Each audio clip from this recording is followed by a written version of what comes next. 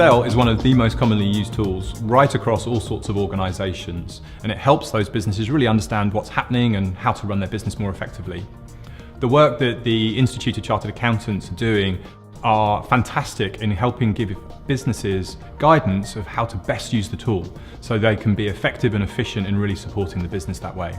So Microsoft's incredibly proud to be supportive of that work and help promote it across our communities. Spreadsheets are used extensively throughout businesses and are a very common way of connecting people together. However, they're not without risk. It's been suggested that 90% of spreadsheets have errors. This might be due to incorrect formulae or potentially misleading presentation. Certainly when spreadsheet errors occur, it can have major consequences for businesses. The 20 principles for good spreadsheet practice are really broken down into three main areas. There's the business environment, there's the design and creation of the spreadsheet, and then there's spreadsheet risks and controls. The first four principles focus on the business environment in which spreadsheets are created, maintained and used. These first four principles should be adopted before anyone starts any individual spreadsheet-based project. These first steps give you a framework and create attitudes that are aligned to best practice. An organisation should look to introduce these before anybody starts on any individual spreadsheet-based project. When considering the spreadsheet's business environment, a good example is Principle 2, adopting a standard for your organisation and sticking to it. When you're building a spreadsheet for your organisation, it's useful to adopt a standard set of colour schemes and guides to help users understand what the spreadsheet means. Here, you can see the way that different cells are formatted, and in Excel, there's a gallery that allows you to create standard choices of your own. Some cells are marked as calculation, some are marked as input. You can choose to use either the built-in formats or create your own for consistent use across your organisation.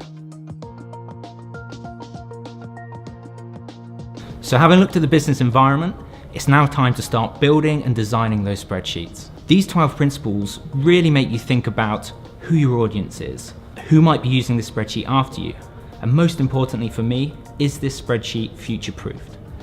In my opinion, it really is the practical heart of the 20 principles. When designing and building your spreadsheet, a great example of best practice is Principle 6, identifying the audience. If a spreadsheet is intended to be understood and used by others, the design should facilitate this. In this spreadsheet, data validation has been applied to this cell. If someone tries to enter data outside of an expected range, they'll see a warning with some information about what's gone wrong. And when an incorrect number is entered, a pop-up gives extra context that helps the user to make a correction. Another example is Principle 12. Be consistent in the use of formulae. It's good practice to use the smallest number of formulae possible in order to get the output you're looking for. It makes it faster and easier to create your spreadsheet and reduces the potential for errors. Here, you can see a formula being entered with some absolute references using a $sign. As the formula is copied across the table, the same formula references everywhere through a simple copy function. Whereas in this example, each formula has been added independently. That means mistakes can happen more easily and they will be much harder to pinpoint through error checking.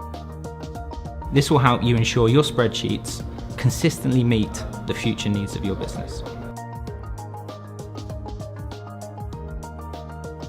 The last four principles are around creating a good control environment to reduce risks. The principles will provide guidance around workbook testing, checking, controls and alerts. This extends to applying data protection rules with individual user protection rights. When considering spreadsheet risks and controls, then Principle 20 is a great example. Protect parts of the workbook that are not supposed to be changed by other users. If you're sharing spreadsheets with others, it may be important to protect parts of the spreadsheet so they can't be edited by mistake. In this example, the spreadsheet creator only wants to let users edit a number of particular cells. Before the whole spreadsheet is protected, it's being formatted so those cells can be subsequently unlocked. The creator can also create a password if they wish. If users then try to change another part of the spreadsheet, they will see an alert message informing them that they need to unprotect the sheet first. The principles also provide a system of providing backup and version control.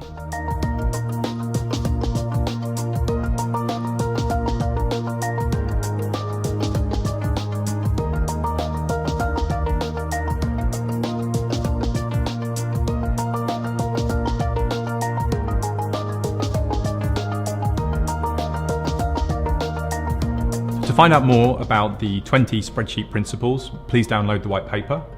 And if you're interested in finding out how the latest version of Microsoft Excel can help your business be more productive, take a trial of Office 365, which includes all the latest Office products included.